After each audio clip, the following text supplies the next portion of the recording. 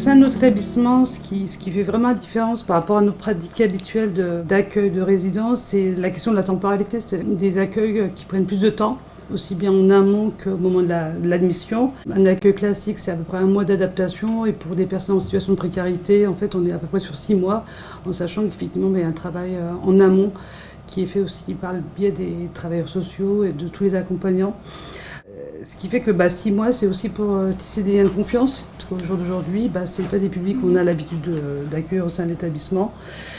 Et pour le coup, ça fait un peu bouger les lignes en termes de pratique de nos équipes. On a accueilli des gens, on va dire, plutôt jeunes, surtout un. Et lui, il avait qu'une envie, c'était d'être dehors. Les soignants l'ont vécu comme... C'était un hôtel finalement, quelque part. Il venait pour dormir, manger, et puis la journée, il sortait en fait. Voilà. Après, c'est vrai qu'il y a eu un long moment d'adaptation, comprendre son fonctionnement, c'est-à-dire qu'il y a des choses qu'il faisait tout seul. D'autres, en fait, il aurait pu les faire, mais il ne voulait pas. Donc c'est vrai que l'équipe a beaucoup travaillé là-dessus, sa compréhension de son univers aussi, parce que finalement, il avait vécu dans la rue. Et même au départ, des fois, il dormait par terre, en fait. Voilà, donc le respect de ce qu'il avait envie, et pas l'intégrer et l'obliger à être dans les règles de l'EHPAD. Pour certains soins, c'était quand même assez compliqué au niveau de l'équipe, qui a mis à un moment à s'adapter. Et puis finalement, ils se sont adaptés, et lui s'est aussi adapté à certains rythmes de l'EHPAD. On a eu quand même beaucoup de réunions pluridisciplinaires où on a pu parler de la façon de prendre en soin ce résident-là.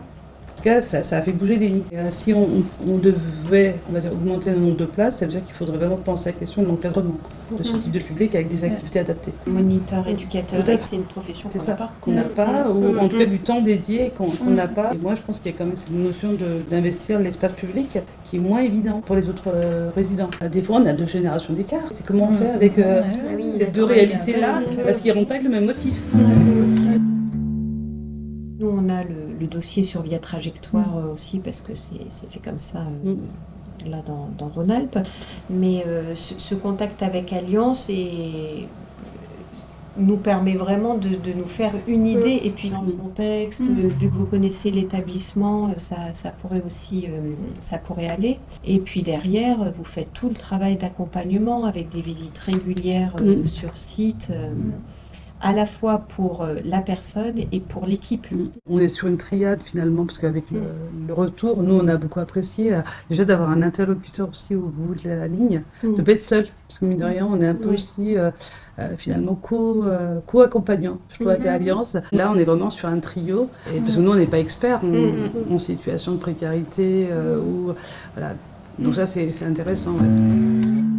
En tant que médecin co, ce à quoi je veille, c'est qu'une personne qui a vraiment une problématique psychiatrique, moi, il faut vraiment que j'ai un aval et que j'ai une équipe avec laquelle je puisse travailler. Parce que sinon, je me dis, là, c'est trop dangereux pour le coup. Parce que si on se pose des questions, s'il y a besoin de réajuster, s'il y a besoin d'un séjour de rupture, si on prend trop de risques, en fait.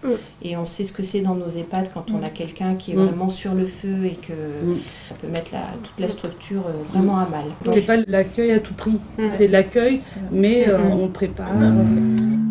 Finalement, ce qu'on va défendre, c'est qu'on injecte des travailleurs sociaux dans le médico-social et inversement, qu'on injecte des professionnels du soin dans le social. Alors pas forcément partout et de manière homogène, mais en tout cas que ça soit possible pour faire des réponses qui soient adaptées et sur mesure en fonction des personnes, mais aussi des territoires. Parce qu'en fonction des territoires, on ne va pas développer forcément les mêmes dispositifs. On le voit à la métropole de Lyon, par exemple, il y a le dispositif Alliance qui permet de faire ces liens, de former les professionnels des 2 secteurs et qui a besoin d'ailleurs d'être davantage soutenu pour pouvoir continuer ces accompagnements et formations. Mais dans d'autres départements, aujourd'hui, c'est des dispositifs qui n'existent pas. C'est encore parfois un peu du bricolage. On essaye des choses, mais on tâtonne. Et donc, du coup, de pouvoir aussi être soutenu dans ces expérimentations et de vraiment s'adapter à ce qui existe déjà sur le territoire. Voilà, l'idée, c'est pas de faire du copier-coller de dispositifs et de structures, mais de faire des choses qui correspondent aux besoins des territoires.